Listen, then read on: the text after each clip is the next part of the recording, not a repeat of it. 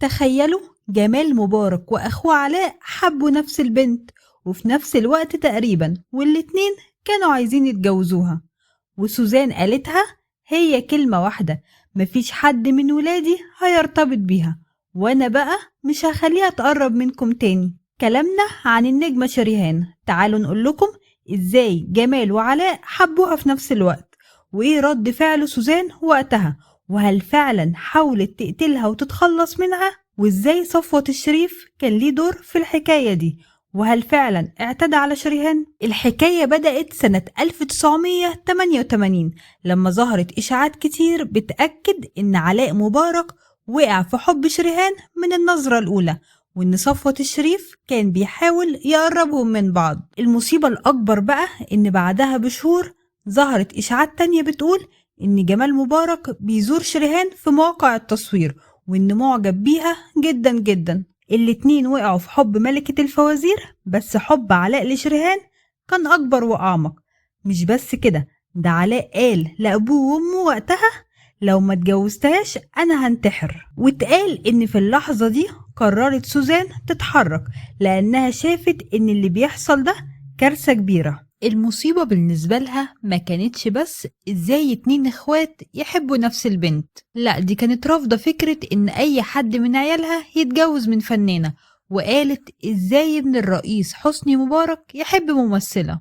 واتقال انها بعتت لشريهان صفوة الشريف عشان يهددها ويأمرها بانها تبعد تماما عن ولادها الاتنين، لحد ما جه يوم 24 مايو 1989، وده أسود يوم في حياة شريهان لأنها شافت الموت بعينيها وتعرضت لحادث كبير جدا أدى الكسر في الحوض والظهر والشرخ في القدم.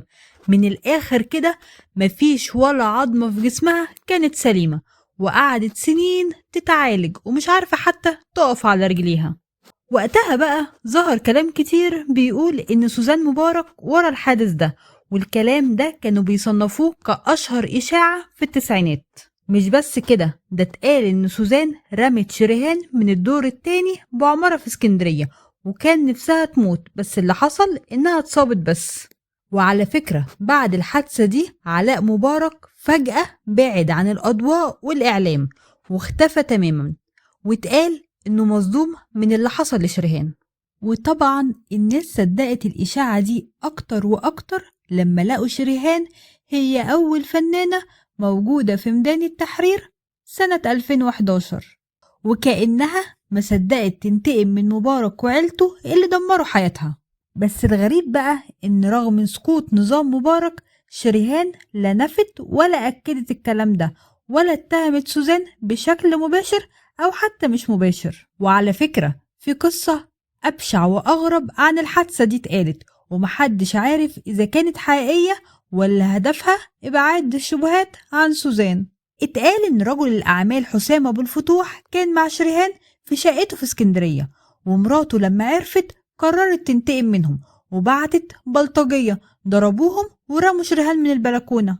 بس شريهان طلعت بعد الحادثة دي وقالت إن الكلام ده مش صحيح، وإن علاقتها بحسام علاقة صداقة عادية، وإنه تعرض لحادثة مختلفة في نفس اليوم الحادثة اللي تعرضت ليها بعربيتها، وعشان كده الصحافة ربطت بين الحادثتين واعتبرتهم حادثة واحدة. وكمان اتهمت شريهان وقتها الصحافة بتأليف قصص كتير وإن خيالهم كان واسع شوية في الحادثة دي. خلينا نقول إن حادث شريهان هيفضل لغز كبير محدش عارف حقيقته غيرها هي وبس، وواضح كده إن عمرها ما هتكشف أي شيء عن السر ده. تفتكروا انتوا بقى سوزان فعلا ورا الحادث ولا حكاية علاقتها بحسام أبو الفتوح هي الأصح والأكثر واقعية؟ شاركونا في التعليقات.